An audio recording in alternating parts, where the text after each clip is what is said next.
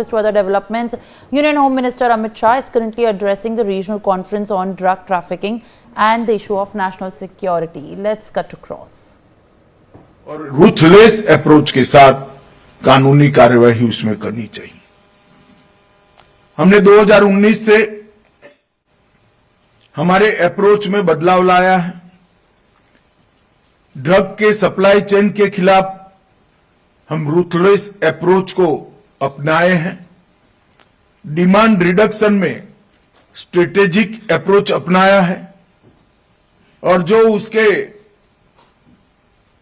भोग बने हुए विक्टिम हैं उनके साथ ह्यूमन अप्रोच के साथ हमने आगे बढ़ने का तय किया है। ये तीनों हिस्से ये व्यापार से जो जुड़े हुए हैं, इसके साथ एक अप्रोच से काम नहीं हो सकता और इसके लिए अनेक चीज, अनेक पद्धतियां हमने आने वाले दिनों में करनी पड़ेगी। जैसा मैंने पहले कहा, मानस ऐप को लोकप्रिय बनाना, टोल फ्री नंबर को सार्थक बनाना, पीट एनडीपीएस का उपयोग हमें बढ़ाना ही पड़ेगा। मैं बाद में बताता हूं, अभी भी इसमें काफी कुछ काम करने की जरूरत है। संपत्ति जब्ती के कानूनी प्रावधान का उपयोग भी केयरफुली मगर बहुत बढ़ाने की जरूरत है। कोर्टों को स्थापित करने में हाईकोर्ट के साथ संवाद कर आगे बढ़ना पड़ेगा। इस मोर्चे पर भी हम काफी पीछे, मैं बाद में बताता हूं, विशेषकर उत्तरी क्षेत्र देश का काफी पीछे। एफएसएल क्षमता की वृद्धि के लिए मेरा राज्यों को अनुरोध है कि सिर्फ केंद्र पर निर्भर रहकर नहीं हो पाएगा। केंद्र सरकार जरूर मदद करेगी, तकनीकी मदद भी करेगी, आर्थिक मदद भी करेगी, मगर राज्य सरकार ने भी अपने बजट के अंदर इसके लिए कुछ हिस्सेदारी उठानी पड़ेगी। टॉप टू बॉटम और बॉटम टू टॉप इन्वेस्टिगेशन बड़ा महत्वपूर्ण है। मैं विगत 6 साल से बड़े आग्रह के साथ देश के हर हिस्से में जाकर बताया है, नारकोटिक्स का कोई भी केस इंडिविजुअल केस नहीं हो सकता।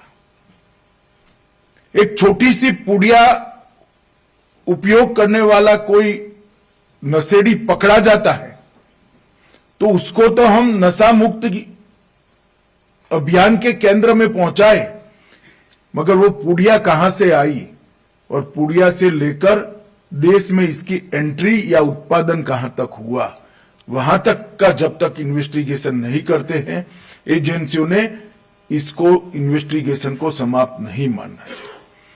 और देश की बॉर्डर पर, समंदर पर, एयरपोर्ट पर, बंदरगाह पर कहीं पर भी बड़ा जत्था पकड़ा जाता है तो फोटो खिंचाकर संतोष प्राप्त करने की जगह वो छोटी पुड़िया तक बनकर किस प्रकार से नीचे पान की दुकान पर पहुंचना था, वहां तक हमने इन्वेस्टिगेशन करना चाहिए। इस प्रकार के सम्मेलन में दिखाने के लिए कुछ अच्छे उदाहरण बने हैं, मैं इसको अप्रिशिएट भी करता हूं, परंतु मेरा आग्रह है सुपरवाइजरी अथॉरिटी से एक एक केस को एक केस मानने की जगह उनका नेटवर्क ध्वस्त करने का हथियार मानने की जरूरत है, तभी जाकर हम इसको लॉजिकल एंड तक ले जा पाएंगे।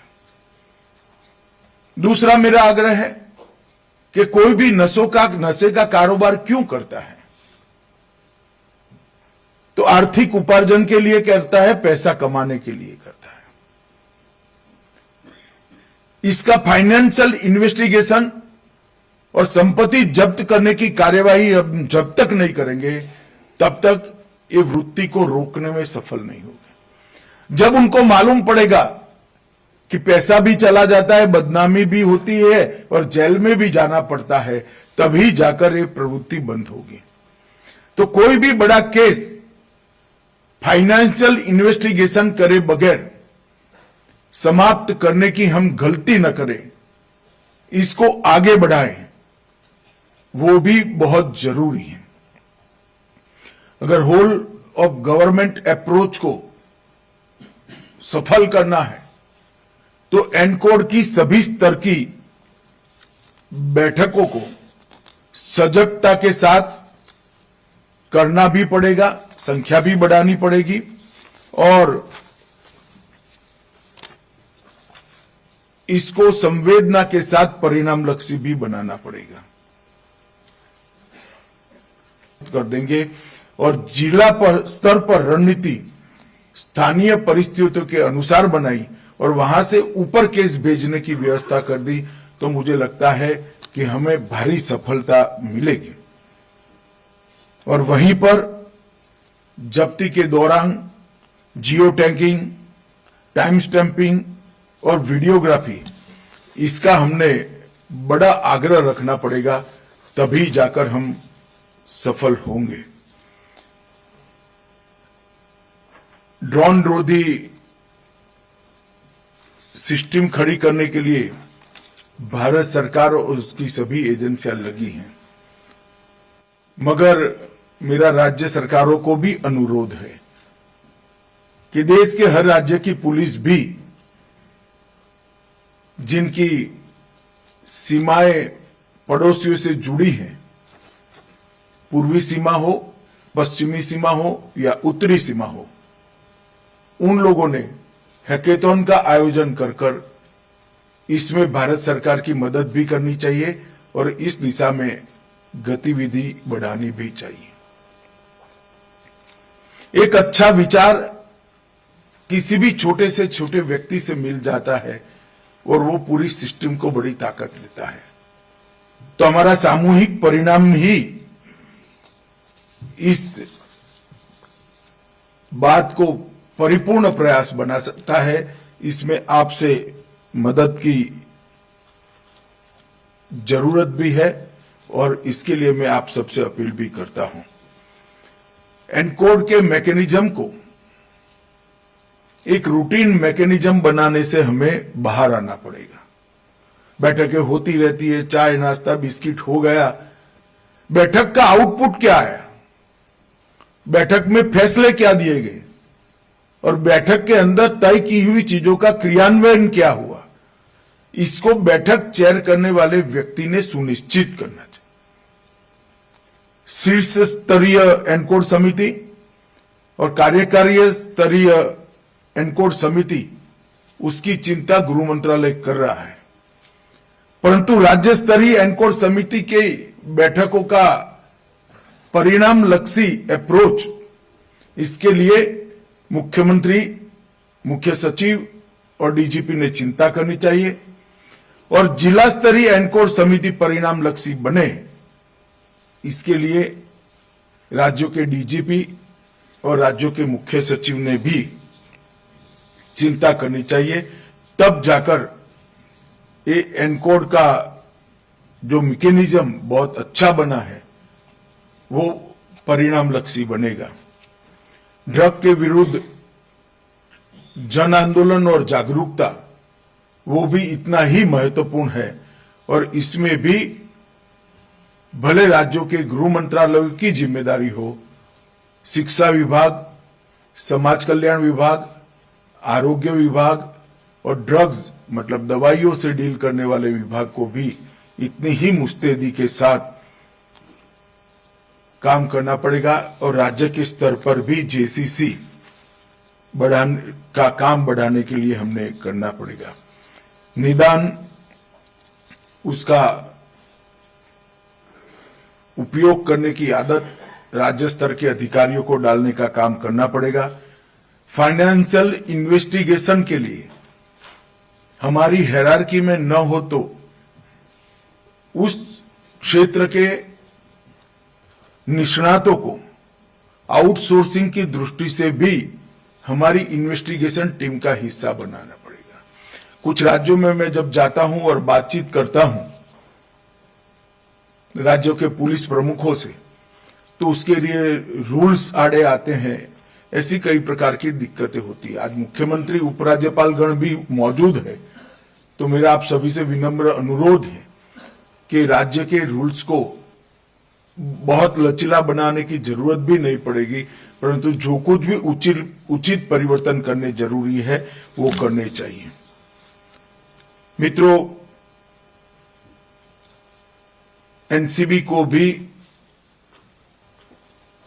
सजा दर 100% करने के लिए सभी राज्यों की नारकोटिक्स रोधी जितनी भी हमारी इकाइयां हैं, इनकी ट्रेनिंग के लिए मेहनत करनी पड़ेगी। केस 100% सजा का बने, इसके लिए प्रोसिक्यूशन की पूरी सिस्टम को, जैसे टेररिज्म के लिए एनआईए ने किया है, इस प्रकार से एक एसओपी बनाकर साझा कर सातत्यपूर्ण मॉनिटरिंग प्रोसिक्यूशन की प्रक्रिया का करना पड़ेगा। ये बहुत जरूरी है, वरना एक प्रकार से डर निकल जाएगा। राज्यों के क्षेत्रीय तरीके की मीटिंगें भी करने की जरूरत है और वो मीटिंग को मुख्यमंत्रियों द्वारा मॉनिटर करने की भी जरूरत है। मैं कुछ चीजों के लिए ध्यान भी दिलाना चाहता हूं। विशेष एनडीपीएस न्यायालयों की संख्या चंडीगढ़ में एक भी नहीं है, हरियाणा में एक भी नहीं है, हिमाचल में एक भी नहीं है, पंजाब में एक भी नहीं है और उत्तराखंड में भी एक भी नहीं। अगर नारकोटिक्स के केसों के अंबार के बीच में फंस गए तो हमारा ये अभियान लड़खड़ा जाएगा।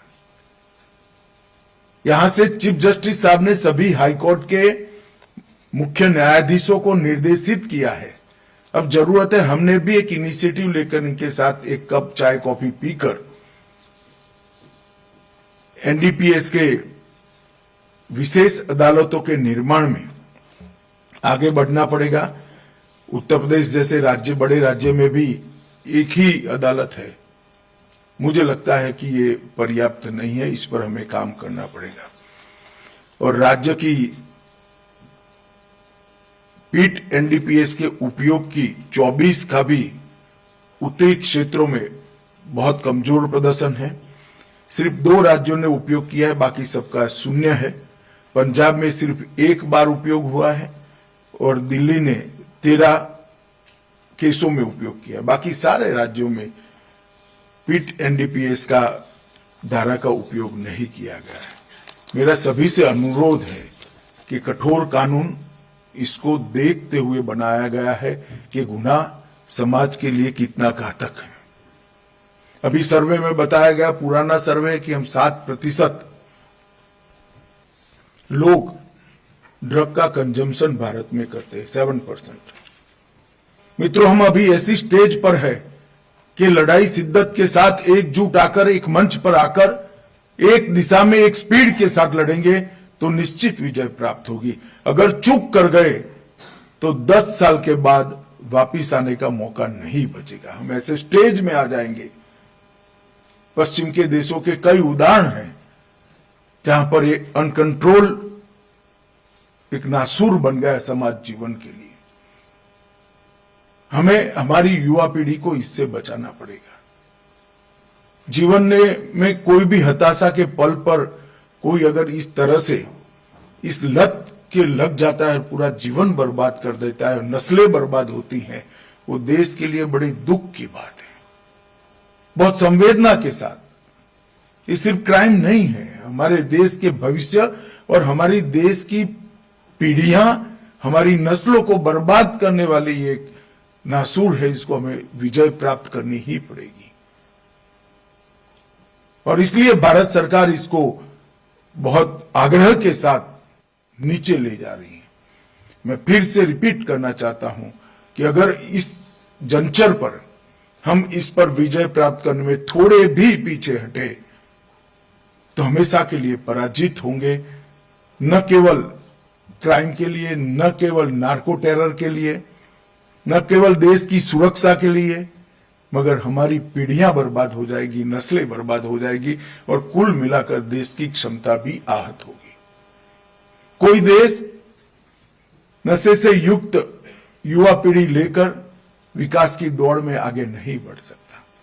कोई देश नशे से युक्त युवा पीढ़ी लेकर सिद्धियां प्राप्त नहीं कर सकता और कोई देश नशे से युक्त युवा पीढ़ी लेकर सुरक्षित भी नहीं रह सकता। और एक ऐसा कालखंड है कि नियति ने हम सब पर ये जिम्मेदारी सौंपी है कि इसको बड़ी संवेदना के साथ दिल की गहराई से सफल करने के लिए हम प्रयास करें। आज किसी भी ऑर्डर से, किसी भी प्रकार से जिन जिन को भी नारकोटिक्स के खिलाफ अभियान के साथ जुड़ने का मौका मिला है, वो सभी को मैं अपील करना चाहता हूं कि पूरे जीवन में ऐसा मौका कभी नहीं मिलता जिसमें काम करने से 200-300 साल तक देश की भलाई करने का मौका मिल जाए। ऐसा मौका है, हम सब बड़ी संवेदना के साथ इसका उपयोग करें और थोड़ी ही आलस छोड़नी है, थोड़ी ही केयर कर बारीक नजर के साथ काम को करना है। अगर हम इतना कर लेते हैं तो मुझे लगता है कि विजय निश्चित है। मैं भारत सरकार की ओर से इतना जरूर कहना चाहता हूं कि हमारा संकल्प है कि हम देश से 1 किलो ड्रग देश में ना आने देंगे, ना देश से बाकी की दुनिया में जाने देंगे। भारत को हम नशा मुक्त भारत बनाकर दम लेंगे, ये हमारा संकल्प है और मुझे विश्वास है कि हमें इसमें जरूर सफलता मिलेगी। आप सबका सहयोग सफलता को नजदीक लाने के लिए और सुनिश्चित करने के लिए बहुत जरूरी है और मुझे विश्वास है अब तक जैसा सहयोग मिला है 2025 में भी मिलता रहेगा। आप सभी का बहुत बहुत धन्यवाद। साधुवाद। वंदे मातरम।